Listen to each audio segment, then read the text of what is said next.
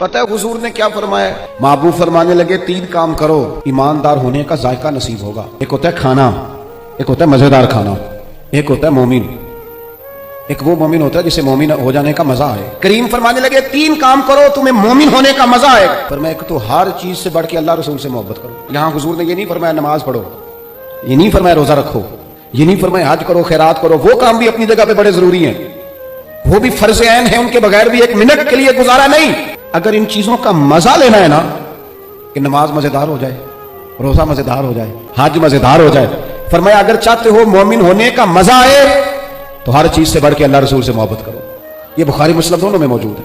اور فرمایا دوسرا کام یہ کرو کہ جس سے بھی محبت کرو نا اللہ رسول کے لیے کرو، چھوڑ دو ذاتی لالچ، چھوڑ دو، فقط رضا الہی کے لیے محبت کرو۔